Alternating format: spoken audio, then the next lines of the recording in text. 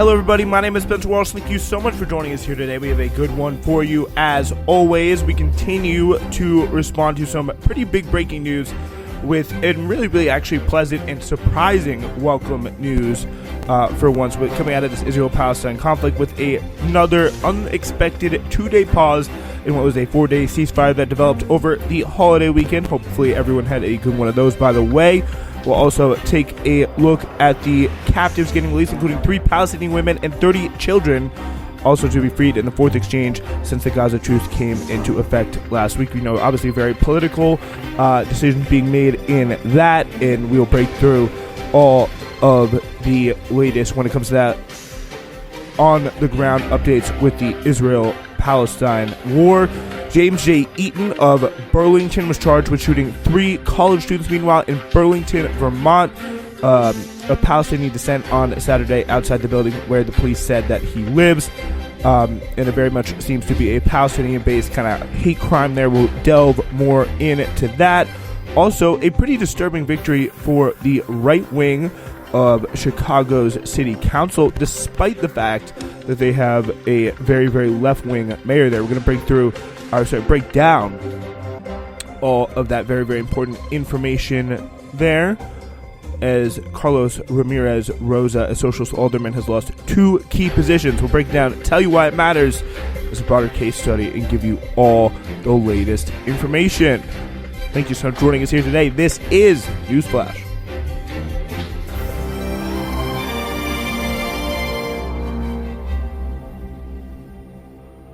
All right, so we start today with a broader update of all things Israel-Palestine and this war on Gaza.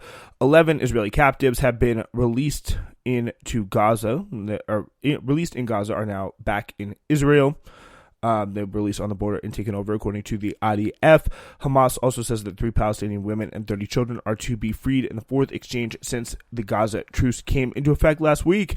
And Qatar and Hamas say a deal has been reached to extend the truce by 2 days, but there is no official confirmation yet from Israel. Probably not, the most thrilled about it. Hopefully that, they do stick to that truce. Definitely a very, fluid situation. So things like that could, change very quickly. So anyway, journalist Dana Tukuri reported on developments, meanwhile, coming from the case of the prominent Palestinian activist Ahed Tamimi from Nabi Saleh in the occupied West Bank.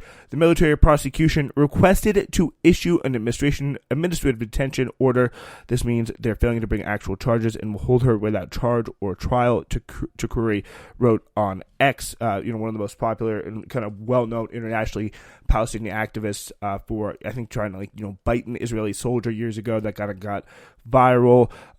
She's regarded as a hero for her activism in the West Bank, and is apparently on accusations of inciting violence in social media, but still no charge has yet to come through. So it's a pretty remarkable and important kind of miscarriage of justice there for Ahed Tamimi.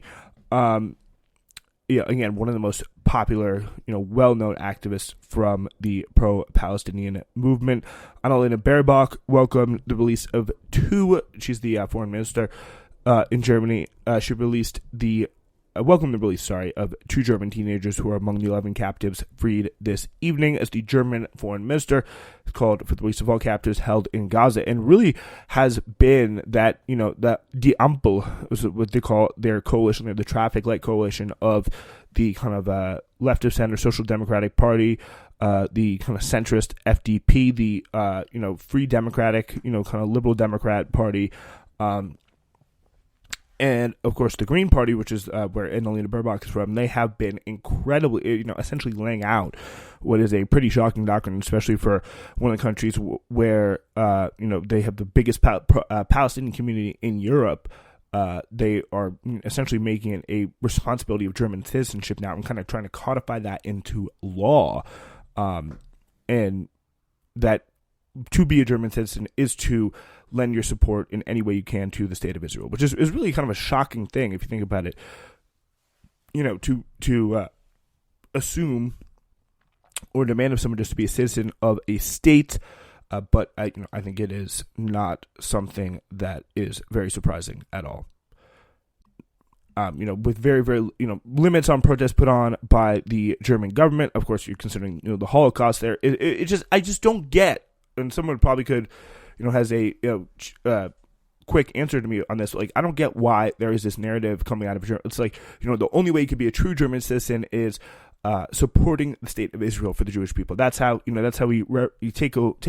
make up for our Holocaust guilt. It's just like, excuse me. It's just like, what about the Germans living there? You should be committed to advertising. The Holocaust didn't happen in Israel. It happened in Germany, and that is where the problem is with support of the Jewish people. And it's just like, why are you trying to in any way, I would say, put that again on a whole nother people, while completely abdicating any responsibility to make Germany a safer place for Jewish people, within its actual borders, and just saying, we got to support you and go in Israel because that's what you want. We'll help you get out of here, no problem, no question that. It gives off very, very weird vibes, to say the least. 8 of the 11 captives released today, including 3-year-old twins, are children, according to Israel. They're 12-year-olds, 4 12-year-olds, and 2 16-year-olds. So obviously an incredibly good thing. These are just kids, to get them back into a normal everyday life and get them back in the care and the attention of their loved ones is just a victory for humanity. There is absolutely no doubt about that when it comes to either side. And just seeing some of the videos coming out, breaking through despite what has been a really incredible ban over the weekend, which is Israel's ban on Palestinians showing joy that their relatives have returned in the streets, completely. That has been a pretty incredible thing to see, as we see, the videos of people just having to quietly celebrate. There's apparently a ban on loud music, any kind of sort of street celebrations, and even just passing out candy to celebrate the return of the soldiers. And of course, big amounts of celebration, sometimes even unfortunately on hospital beds from some of the captives that have been held in the hell that is Gaza for recent weeks. But remarkably, some pretty warm receptions from the Hamas, the people who are held captive by Hamas, saying we didn't have much to eat, but essentially they were needing much more than we were, because there just wasn't that much food on the market, and of course no crazy reports of beatings or anything like that, which is, I think, important to highlight. Meanwhile, Antony Blinken will be traveling to Israel, the occupied West Bank, and the UAE this week. Reuters news agency has reported, citing a senior U.S. official. The U.S. Secretary of State will press for more humanitarian aid to Gaza, the release of more captives held in the territory, and work to improve protections for civilians in the strips, officials said.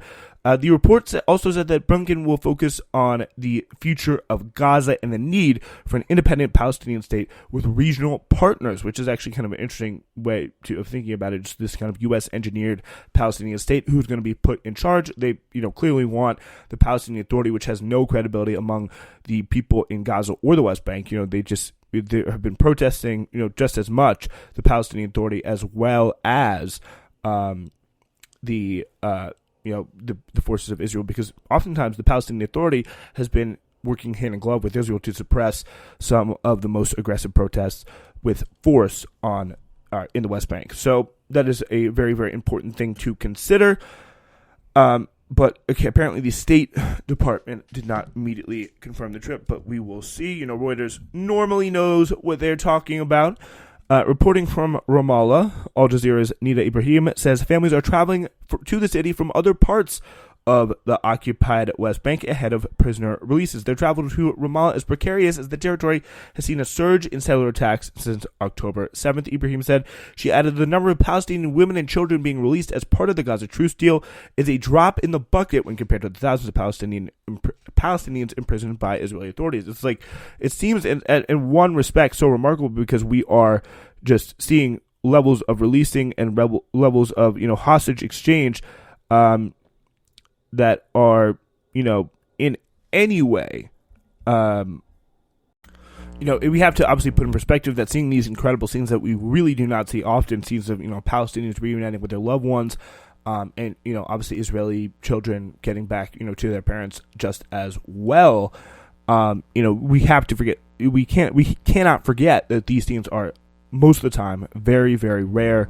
And it is, we need to be careful to make sure that we are, or not, we need to realize it is a very delicate situation. So it's not like we essentially, it's like, I don't want to be absolutely delusional and be like, oh yeah, Americans have total control over what's happening in the Middle East. Like, that is obviously ridiculous. But, I think just in terms of being smart media consumers and just understanding the situation properly, you got to be clear that there has been a big kind of, something that essentially that's happening here does not happen very, very often. And that's an important thing to recognize, which is just the general fragility of the situation. So, I'm Ahmad Jaradat, just one of these people that is really getting quite excited as well. The husband of a Palestinian woman who is expected to be released from prison in Israel tonight tells Al Jazeera that he was surprised to see his wife Ataf's name on the list. Jaradat said it took him 5 hours to get to Ramallah by car from his home near Jenin to welcome his wife. My wife has been arrested for 3 years, and I was only able to visit her 4 times. So hopefully he'll have a happy night tonight with his wife coming back in the house. No info on what the quote unquote accusation there was. Held again without charge. So many people. I think it's like tens of thousands of people held in Palestinian jails without charge, which is just absolutely incredible. So here's just some of the general updates from the Qatari Foreign Ministry spokesman that we really were so surprised and encouraged to hear from today. Majed Al-Ansari telling Al Jazeera the truce extension marks a hopeful moment that Qatar hopes it can build on to increase the number of captives being released and prepare the ground for a more sustainable truce. Yeah, we're hoping, first of all, that we can increase the number of hostages coming out of Gaza, so Israeli captives coming back to to Israeli control. Every day that we can buy of calm, of course, is very precious for the people of Gaza, especially when it comes into bringing humanitarian aid, as there has been a pretty significant, although I don't think up to normal levels, but a pretty significant increase in humanitarian aid, which is very, very good to see.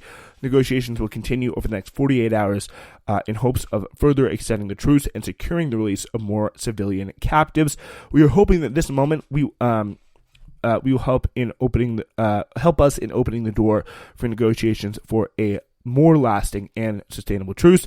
The Qatari mediation team have been working day and night, they say. I'm quite sure the team will have more work to do as we go on to these 2 extra days and try and secure more hostage and more humanitarian aid, more hostage release and more humanitarian aid delivery in that 2 extra days. In negotiations so far, they'll have focused on the release of civilian captives. The priority we had was getting those who are most at risk out before discussing the more long-term issues. Obviously, as soon as we are finished with, first of all, the women and children, and then the civilian men, we will start negotiating over the military personnel that are being held in Gaza. And of course, that could be, ample ground for mass prisoner releases coming out of the Palestinian territories, for prisoners of the Palestinian territories being held by Israel. And it really is a remarkable testament, just all the situation, the fact that Hamas is being treated like it's something that should just not go unnoticed. The fact that Hamas is kind of being treated as the state actor, someone who's going to be put into negotiations and a fighting force and a kind of a political operation, a military / political operation that has survived long enough and survived some of the most intense Israeli bombardment it has ever had to endure. Unquestionably the most intense bombardment anyone has had to really endure in a long time for the period of 45-50 days, and now is in a completely fine shape to come in and negotiate for hostage exchanges. It's really, really telling to this campaign, this gamble for legitimacy that Hamas is doing has certainly seemed to pay off. And Israel's stated goal of targeting Hamas, I think it's very, very clear to see, has failed. There is no denying that. And I think the question is, did they go about that in the best way if that was indeed their goal, especially when so much of the Qatari leadership, so much of the leadership lives in other countries like Beirut, and I believe, it's either Qatar or the UAE. So that is something that really does need to be considered there if they're really trying to, cut the head off the snake. But either way, Hamas is still alive and well and gaining a lot of legitimacy in the eyes of many people in being the leaders in the exchange in terms of giving these highly worried about Israeli hostages, bringing them back home. All right, so we will now go to continue, just highlight these ratios here. According to the Qatari official, Majed Al-Ansari, 20 extra hostages will be released from Hamas. On the Palestinian side, that would mean that 60 Palestinians would be released from Israeli prisons, confirming that 3-to-1 ratio for Israeli to Palestinian hostages. Honestly, especially if they're held without administrative detention, I would call them hostages just the same. All right, with that being said, we are 1 minute away from taking this domestic and a really awful story coming out of that. Ladies and gentlemen, thank you so much for listening and supporting Newsflash. We now have a brand new way for you to be heard if you want, whether a text message or a audio message. Please, no video messages. I really just do not think that's necessary. We have a new feedback box open for you. Ladies and gentlemen, it is officially open. SWRN702@gmail.com. Send a text message, send a voice message of no more than 30 seconds via the voice memos function. Either of those two options, and we will 100%, not going to find this guarantee anywhere else. We're going to play it on the show, listen to what you have to say, and it literally could be about anything. Well, if it's inappropriate, we won't play it, but it could be about anything. Thank you so much. This is my thank you to all the listeners who have stuck out with us and want to have their own voice in the show. SWRN702@gmail.com is the address. All right, so there you have it. SWRN702, that is your number there. Please, go in and check that out for sure. Highly encouraged. So we now are going to continue to move on to our next story, and it really is a pretty shocking story where 3 men over the holiday weekend were shot. These are men of Palestinian descent for walking down the street wearing the keffiyeh scarf and with by speaking Arabic. That's what apparently, according to police there, caused the attacker to attack and shoot them. Attempted second-degree murder. To be clear, they are not dead. They're all in the hospital. Only one seems to be in serious condition. Thank God. That is a really kind of incredible turn of events. As investigators sought to determine whether the shooting should be classified as a hate crime, local officials called the attack on 3 men, college students who were visiting for Thanksgiving, one of the most shocking events in Burlington's history and a grave setback for a city that strives to be welcoming. And it's just a definitely one of the more, reputation of one of the more friendly cities in Vermont, even as we have, seen that there obviously are it's important if you've ever driven through Vermont, it's like some very, very nice, charming little towns, and then it's just like farms that seem like, you're honestly in like a third world country. It's like nothing there. It's just like very, kind of rundown barns and stuff like that. And there also is, a high kind of current, a pretty strong current of conservatism. We often think, it's the land of, Bernie Sanders and, kind of crunchy white liberals and stuff like that. But, there is a big undercurrent of that kind of conservative craziness ambiently, under wraps there. So a 48-year-old man was charged on Monday with 3 counts of attempted second-degree murder. Really kind of a shocking line when you read it over again. Whether or not it was a hate crime by the law, there was no question it was a hateful act, Chief John Murad of the Burlington Police said at a news conference on Monday afternoon. The suspect, Jason J. Eaton, pleaded not guilty on Monday and was being held without bail. He appeared in court through a remote video link from jail and did not speak during the brief hearing except to thank the judge. If convicted, he could face life in prison. The 3 young men, all 20, had been staying at the home of an uncle, one of them, and had gone out for a walk around 6:30 p.m. Saturday, according to the Burlington Police. The police said that Mr. Eaton approached the three friends outside the apartment building where he lives on North Prospect Street. Without speaking, he pulled out a handgun and started shooting from about 2 yards away. Really, just like imagine just walking down the street, speaking Arabic, just seemingly without any kind of impetus. This man just materializes. It's like almost out of a movie, where you kind of, it's like, oh, no one would just walk up the street and shoot you. Just like if you're in, Burlington, Vermont, and wearing a Palestinian keffiyeh and speaking Arabic. Apparently, that is not true. Clearly, that is not true. According to an affidavit, three men are Hisham Al-Wartani, a student at Brown University, Tashin Ali Ahmad, a student at Trinity College, and Kenan Abdul Hamid, a student at Haverford College. Friends since childhood, two of the men are United States citizens, and one is a legal resident. The affidavit said Al-Wartani was shot in the spine. Oh, my gosh. Ali Ahmad was struck in the chest, and Mr. Abdul Hamid was struck in the backside. So it seems like almost as if they were, I don't know, if they were, one was shot and then one kind of, they both kind of turned around to run and then were both shot after. Really horrific stuff. The young men told relatives that they were talking in a mixture of English and Arabic before the gunman shot them. According to a family spokeswoman, two of the men were wearing Palestinian keffiyehs, which is a traditional headdress. Relatives said that they fear the young men were targeted for being Arab American. It's hard to imagine in this time that with everything that's happening that this was just a random act, said Radi Tamini,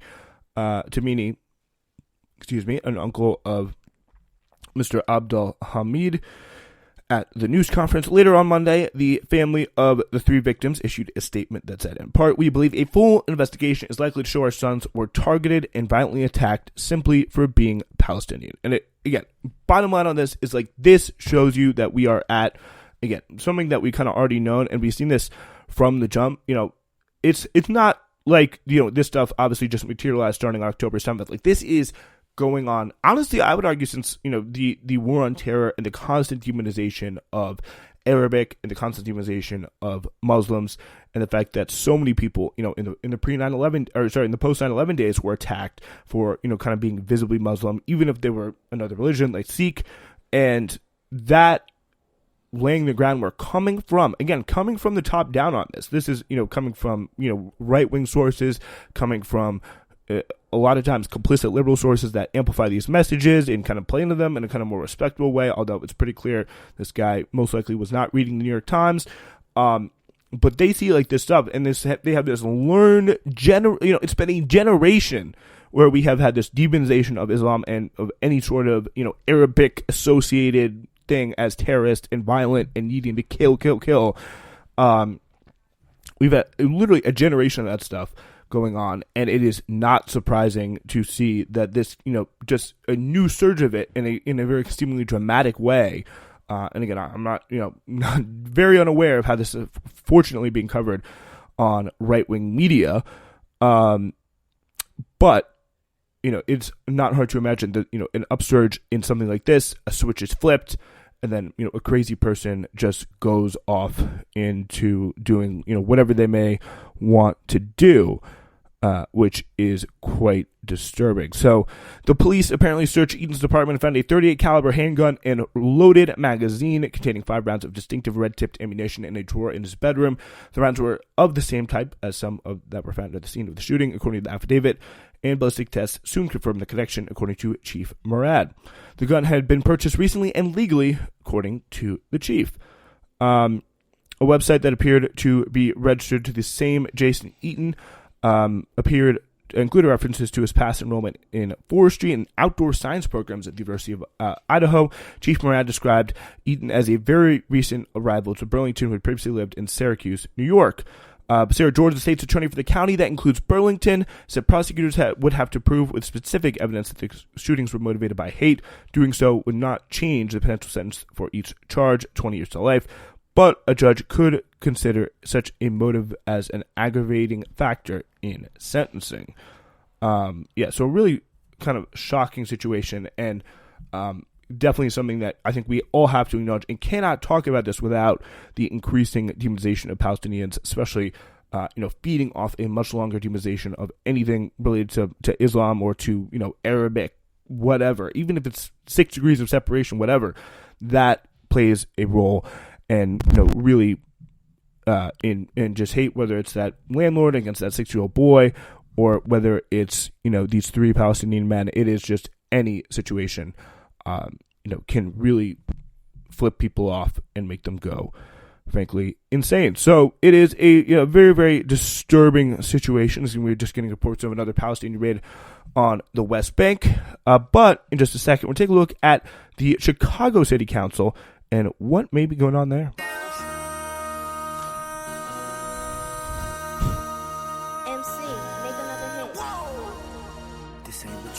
Project, this ain't what you want. This ain't what you want. You're listening to Newsflash right here on the Spencer Walsh Radio Network. Help us grow our audience. Subscribe, rate, and review our show on whatever podcast platform you're listening on. Thank you very much. Ladies and gentlemen, we are continuing to take a look at these kind of various left-wing experiments all across the country, and one of them is in Chicago, where we have had Brandon Johnson.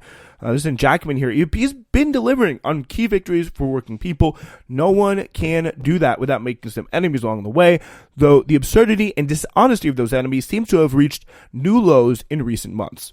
The mayor's agenda since taking office earlier this year includes passing legislation phasing out the city's sub-minimum tipped wage, guaranteeing all Chicago workers 10 days of paid leave, and placing a binding referendum on the March 2024 ballot to address the city's homelessness and affordable housing crisis, funded by raising the real estate tax on the property sales of over $1 million.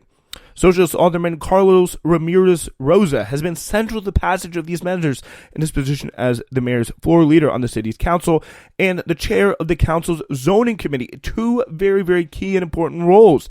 One reading of these measures is that they're relatively modest, economically redistributed policies for a city that badly needs economic redistribution for the city's business interests and the conservative elected officials who supported Johnson's mayoral opponent, Paul Vallis. These measures are intolerable and grounds for a declaration of war against the mayor and his allies. No surprises there, as this is what the rich and their electoral allies have always done. What is surprising is how those interests were recently able to use demonstrably false accusations of assault and bullying in a cynical effort to exacerbate Black-Latino tensions in the city over the migrant crisis, and effectively ousting Ramirez Rosa, Johnson's most powerful ally on the council, from his floor leader and zoning chair positions. And this is really a crazy story. I only saw a little bit of this because it comes just, again, so nose deep in the Palestinian situation.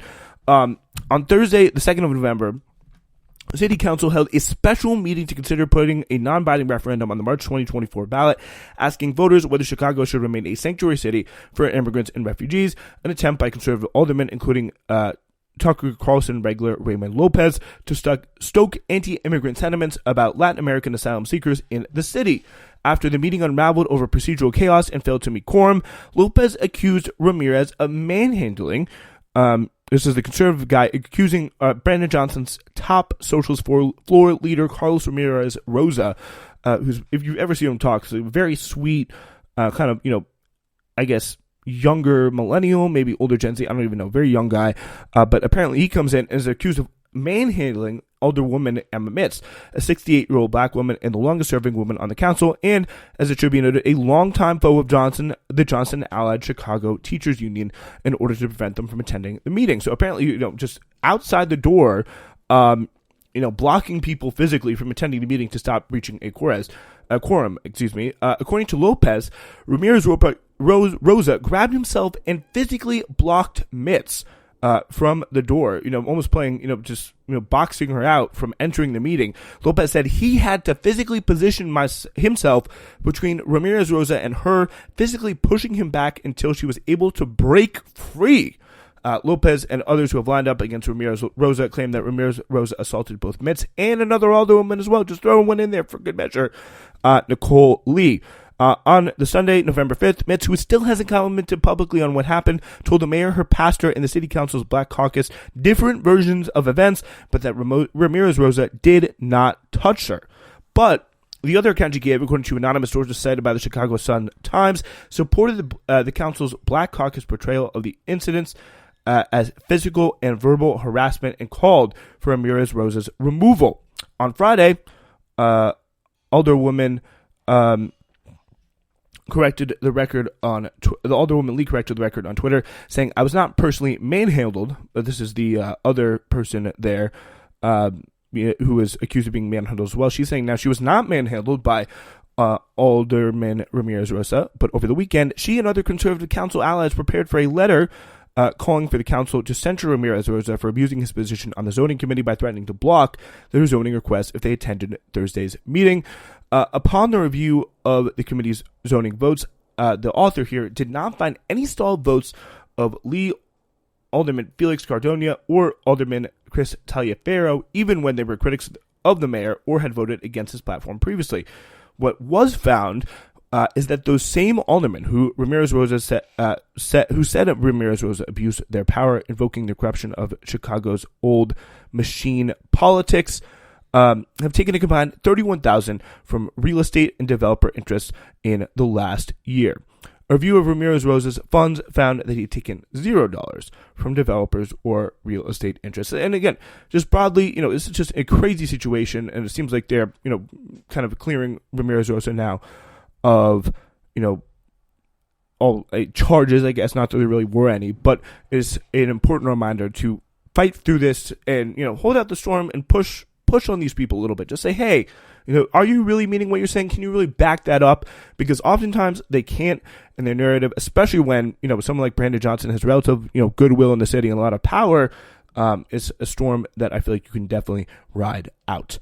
All right. That's all we got for you today. We're back on Wednesday.